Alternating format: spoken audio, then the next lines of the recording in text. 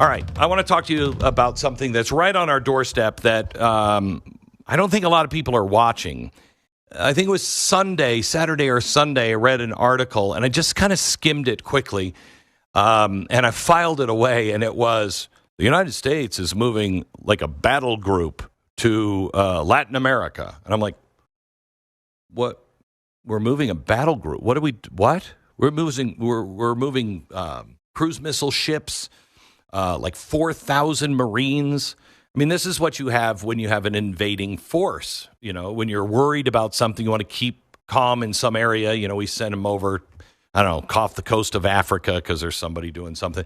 And we send this group over and we're like, hey, knock it off. What are we doing? Okay, well, it's not just to Latin America. It's someplace very specific, Venezuela. What's happening now is not some distant strongman. This is, battle lines are being drawn right now between freedom and chaos, okay? This week, Nicolas Maduro, who was indicted by the Trump administration, I think in 2020, and then Biden didn't do anything about it. He was indicted by our own Justice Department for narco-terrorism.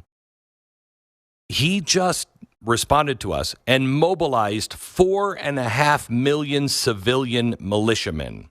So he's now just kind of drafted 4 million men and said, you're a citizen, but you're also a soldier right now.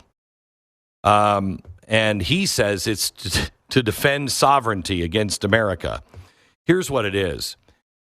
He's trying to protect himself. He's a dictator, and he's conscripting an entire nation because he knows the United States is after him. Why? Well, we have warships, 3 Aegis destroyers, and they're anchored right off his coast. And we just doubled the bounty on his head from $25 million to $50 million. And, you know, at first blush, you're like, what are we doing?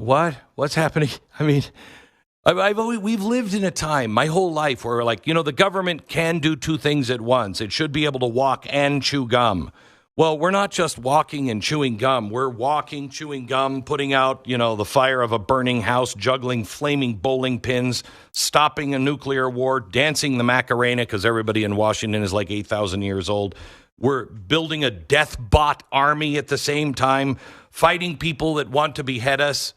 Oh, and the Islamists, and redistricting Texas. And we're doing it all at the same time.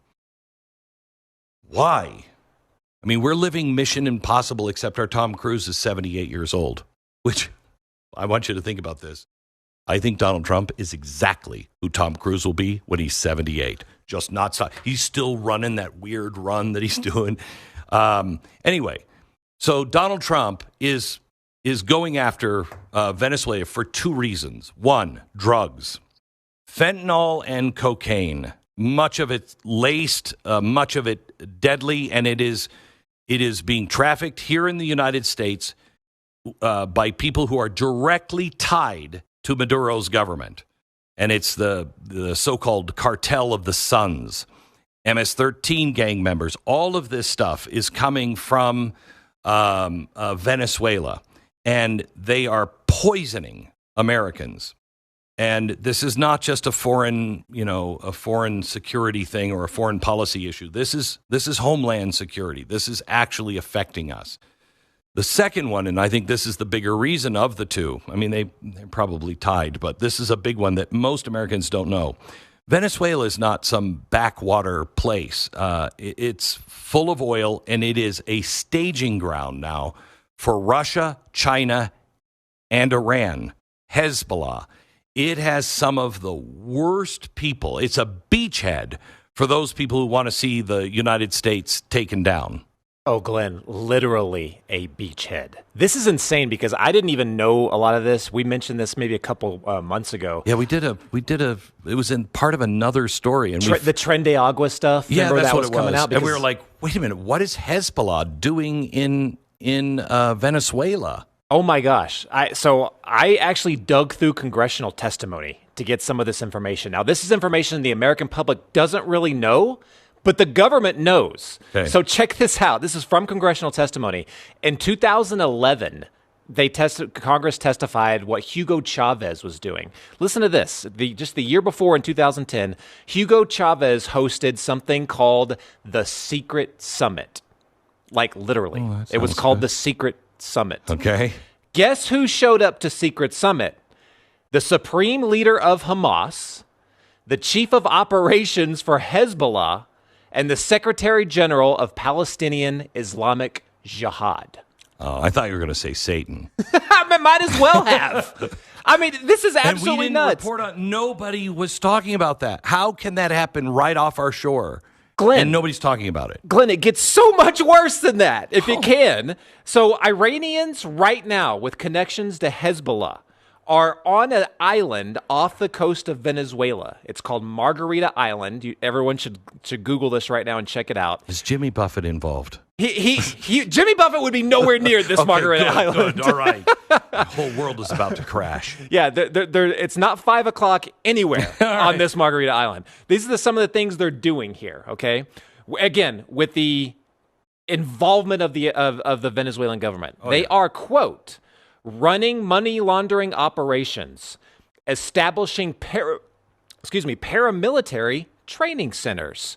They are recruiting Venezuelan gangs, and listen to this, sending those people, this is like Tren de Agua, sending them to Iran for follow-on training. Jeez. This is happening right now. Our government knows about this. This is the only time I've actually seen them doing something concrete to combat it. They've known about it since 2010. 2010. They've known it since 2010.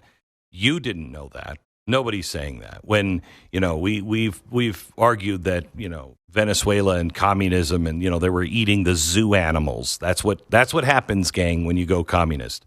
And full-on democracy. They wanted full-on democracy, and that's what you get. That's, hello, Maduro.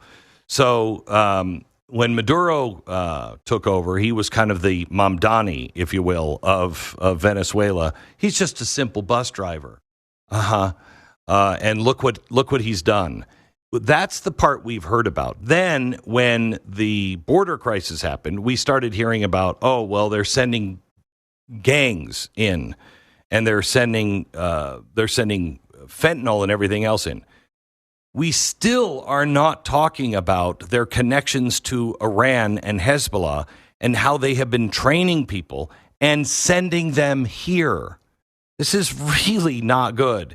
So Donald Trump clearly knows all of this stuff, and that's why he's offered $50 million for anybody that will turn him in or can tip us off to lead to the capture. And now the reason why we're doing that is, you got to remember, we've done this before. Noriega was a guy that was a drug lord, and he was running a country, and we said we got to get him, and we finally did get Noriega, and he went to prison for what he did. But the other times we've done that, Saddam Hussein, and even worse, Muammar Gaddafi. That was a Hillary Clinton and a Barack Obama nightmare. And they drug his body through the streets because we assisted the collapse, and it became a vacuum. And now Libya is just a nightmare. So is Iraq. We can't let that happen to Venezuela. So we have to be very careful. You can't just say, go get them. We have to be very careful. Unless the people themselves rise up against Maduro, unless the people themselves do it, this is going to be a really tough one. But we have to stop pretending that this is somebody else's problem, because it is our problem. It really is our problem. Those people are already here. And we are also, this one reason why I don't like it when people blame their problems on others. I'm an alcoholic. Now, everybody says, well, that's a familial thing. That runs in your genes. I don't know. I don't think they've ever found that. There's no evidence of that. But you can make a good case. I mean, we're riddled with alcoholism in my family. So, yeah, maybe. But I'm the one who makes the choice, okay? Yeah, maybe I have that extra gene that's working against me, maybe. But I went into the bar, I went into the store and bought the booze.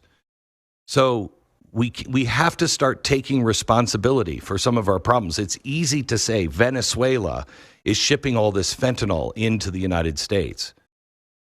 We have to recognize that Americans are buying it. Now, there's one thing to say about addiction. Once you start buying it, then you're addicted to it, and it is a nightmare. I mean, the first time I had fentanyl, I wake up, I've woken up on the operating table 2 times. They cannot keep me down. My body just processes stuff like so fast. It's a fast, high-functioning liver. And I was in pain. You might remember this if you've listened to me for a long time. I was in New York, and they put me under, and then I got out, and they were giving me morphine, I think Percocet, and fentanyl patches. And my doctor after said, "Why would you let somebody do this to you?" And I'm like, "Well, I was a little high, and my wife didn't know. I mean, we listened to the doctor. That's when we really learned. Don't listen to the doctor. They don't always know." But they had good intent. They were just trying to keep me out of pain. But the box fentanyl, I don't know if it still does, but if you get a box of fentanyl from the drugstore, it says black box, warning for end of life use only. Why? Because it is so incredibly addicting. You take it for a day or two and you're done. You're addicted to it. So addiction is one thing that we have to deal with, but we also have to say, Americans are buying this stuff. We have to change our culture and start prosecuting people who are buying this stuff, and treating those who are addicted to it, and understanding with compassion, yada, yada, yada. But we have to also, if you're selling drugs, you're involved in selling drugs, you should have a very, very long sentence. Very long sentence. Don't tell Donald Trump this, but, China does not have a drug problem. Because if you sell drugs, you're executed. I don't even think you get a trial. They just kill you. Let's not tell Donald Trump that, because he might like that idea. But it'd fix it quickly. But we have to take responsibility ourselves. We have to be resilient as people and our communities. We have to have strong families. We have to have a citizenry that knows the difference between liberty and tyranny. We have to understand that freedom does not come when you're on drugs. It doesn't. That is the worst tyranny. You're a pharmaceutical tyranny. You are a slave to whatever it is that you're putting into your body. That's the real battle. But there is another one off our shore that could heat up. What do you think is going to happen, Jason? Because this is a significant battle group, isn't it? It's significant. I mean, including 4,000 Marines. I was on a battle group like that, where this is the same kind where we would go and just sit off the coast of like a Middle Eastern country and just wait for something to happen. When you were in it, weren't you off the coast of like Australia? That you were one of the first in after 9/11. Yeah, in one of these battle groups doing exercises in Australia, we got the call, went straight to Afghanistan right after that. So this is like the firepower that could do that. So it's very intimidating. I would assume that is the reason for this. I don't think they'll actually be doing actual, conflict type kinetic stuff, but I bet that it's supposed to mean to be intimidating. I'm curious if it's supposed to lend support to maybe some of the, ground people in Venezuela, to finally tell them, look, we've got your back. If you want to, do something about this and finally take your country back, now would be the time. Yeah, maybe we'd be a peacekeeper. Yeah. That would be a peacekeeping force.